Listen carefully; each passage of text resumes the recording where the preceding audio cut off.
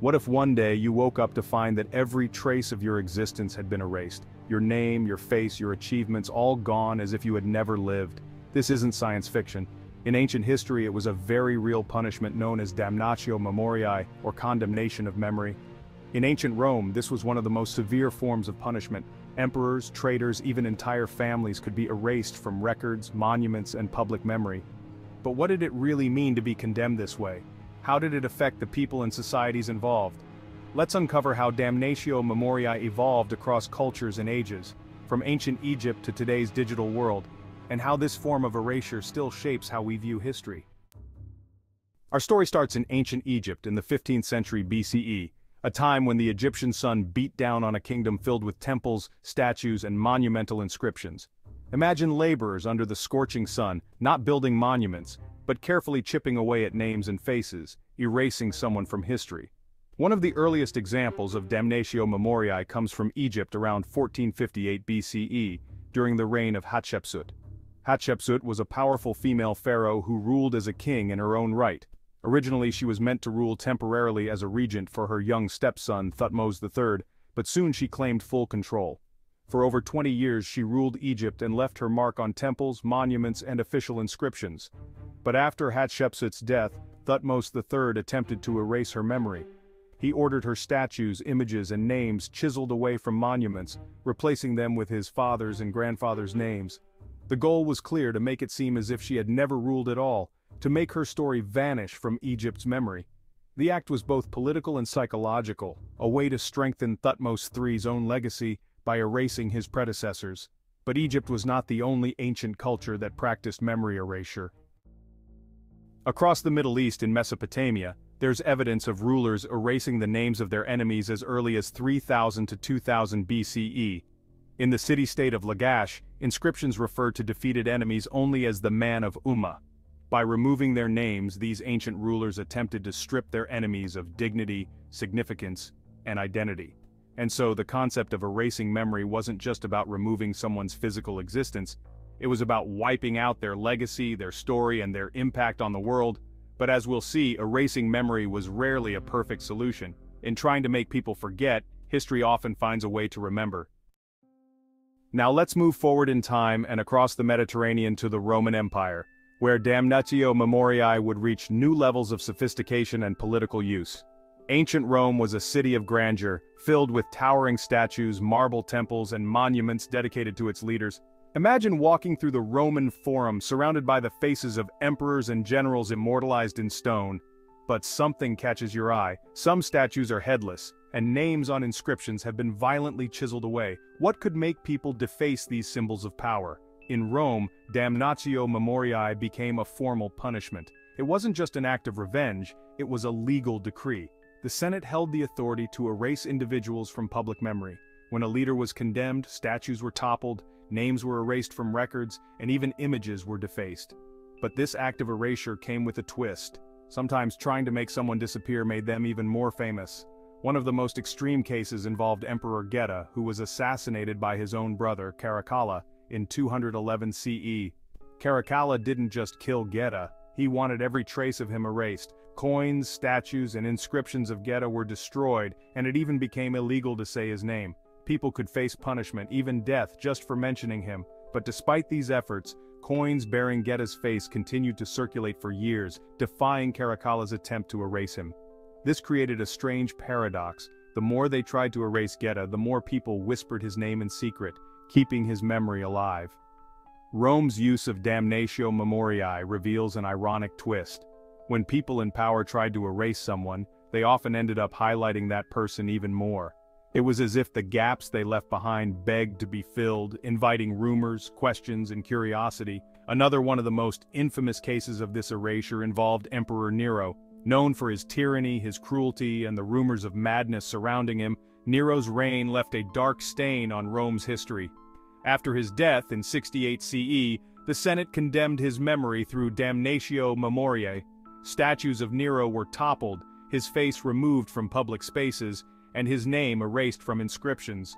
But Nero's story didn't fade quietly. The tales of his wild excesses, his brutal punishments, and the supposed fires he set to Rome only grew after his death, transforming him into a dark legend. Rome's Damnatio Memoriae shows a paradox. The more they tried to erase Nero, the more he haunted the imagination of those left behind. Just like the case of Emperor Geta, trying to remove someone from memory sometimes strengthens their presence. As the Roman Empire began to crumble, one might expect this practice of memory erasure to fade. But the need to control history didn't disappear, it simply evolved to suit new forms of power. As we enter the Middle Ages, Damnatio Memoriae found new life under the power of the Church. Imagine a time when books, manuscripts, and handwritten records held the keys to history, and monasteries became the new battlegrounds of memory. During this time, the Church held significant control over historical narratives. Memory erasure shifted focus, from removing political figures to targeting ideas and beliefs considered heretical. Bishops and councils, much like the Roman Senate before them, had the power to rewrite history. But instead of chiseling away at statues, they controlled history by editing manuscripts, removing certain books, and suppressing ideas that challenged church teachings. One of the most striking cases of this kind involved Thomas More, a respected English scholar and statesman. More had been a close advisor to King Henry VIII, but he opposed the king's decision to break from the Catholic Church. For his resistance, More was tried for treason and executed in 1535. But Henry VIII didn't stop there. He sought to erase More's influence. His portraits were removed, his writings banned, and his name was omitted from royal records. But just as with past figures subjected to Damnatio Memoriae, the attempt to erase Thomas More only strengthened his legacy. Today, he is remembered as a martyr, a symbol of standing by one's principles. Another well-known example is the story of John Wycliffe, an English theologian who died in 1384. Wycliffe dared to question the Church's authority, advocating for the translation of the Bible into common languages so that ordinary people could read it.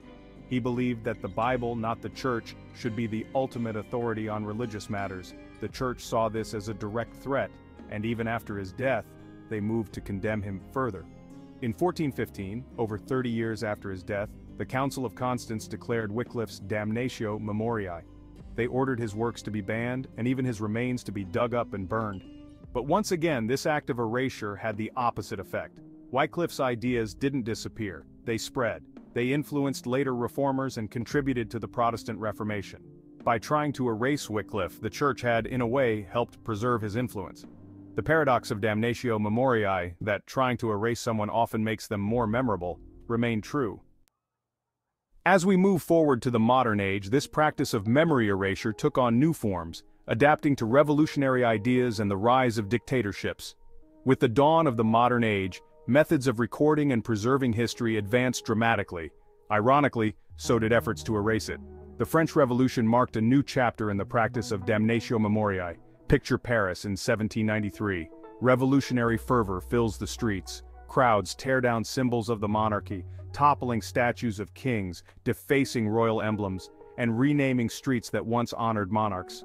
Revolutionaries believed that by erasing these symbols, they could start fresh, creating a new republic untainted by the past.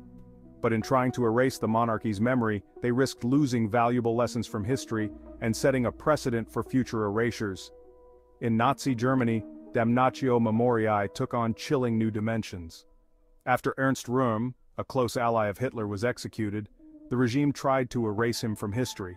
They destroyed all copies of a propaganda film that featured Röhm. Only 2 copies survived, a haunting reminder of the regime's control over information and memory. The Soviet Union under Stalin took erasure to a new level, using photography as a tool. Figures who fell out of favor didn't just disappear in life, they vanished from photographs as well. Nikolai Yezhov, a secret police chief, was one such figure. After his fall, images of him were altered, with Yezhov removed entirely. These doctored photos left eerie gaps in history, revealing just how thoroughly Stalin controlled his image. Another striking case of modern Damnatio Memoriae involves Leon Trotsky in the Soviet Union. Once a key figure in the Bolshevik Revolution, Trotsky fell out of favor with Stalin and was eventually exiled. But Stalin didn't just remove Trotsky from power, he attempted to erase his entire existence. Trotsky's name was scrubbed from history books, his images were removed from official photographs, and his contributions to the revolution were attributed to others. Even discussing Trotsky could lead to punishment. Yet despite Stalin's efforts, Trotsky's memory lived on, especially among those who opposed Stalin's regime. His legacy became a symbol of resistance, a reminder of the dark lengths to which memory erasure can go, and this practice continues. In 2013, after the execution of Jang Song-taek in North Korea, his image disappeared from photos with other leaders. Digital Damnatio Memoriae is a modern form of an ancient practice. Today, Damnatio Memoriae has entered the digital age, where memory erasure faces new complexities. Digital data spreads quickly, often leaving traces that are difficult to erase. The European Union's Right to be Forgotten law attempts to address this, offering people a way to control outdated or irrelevant digital information about themselves. One notable example is the case of Mario Costella Gonzalez, a Spanish man who, in 2014, took Google to court. Years after settling his financial difficulties, an article about his past debts continued to appear prominently in search results. Gonzalez argued that this outdated information harmed his reputation, and the European Court of Justice ruled in his favor, creating a legal precedent for the right to be forgotten. Ironically, Gonzalez's victory also made him famous worldwide, forever linking his name to the debate over digital erasure. His story raised questions about the balance between privacy and the public's right to know.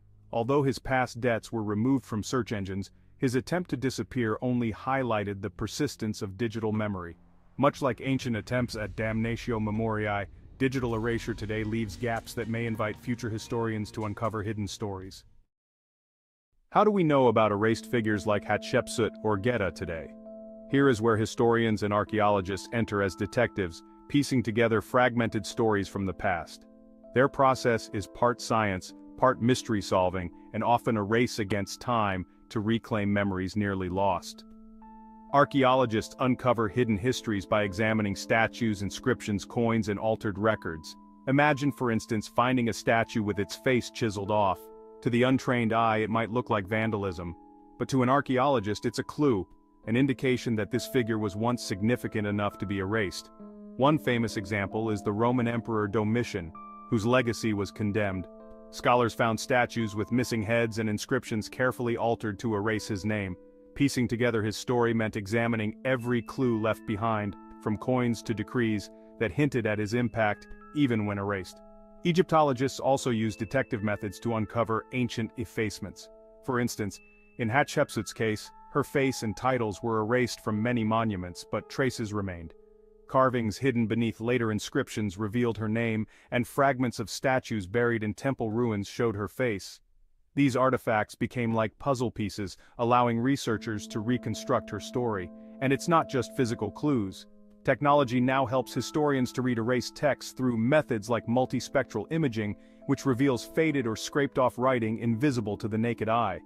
This has uncovered hidden manuscripts and letters that shed light on individuals deliberately forgotten, showing us that even when history tries to erase, traces always remain. The paradox of damnatio memoriae is that erasing someone often ensures they're remembered. Throughout history, every attempt to erase a person, from Hatshepsut to Mario Costella Gonzalez, has left traces that intrigue and invite us to uncover the past. This reveals a truth about memory. It resists control and often resurfaces in unexpected ways. So as we enter an age where controlling digital narratives seems more possible than ever, it's worth asking, can history truly be erased, or will memory always find a way to survive? Let me know in the comments what you think. Does memory have a power beyond our control, or is erasure just another tool of influence?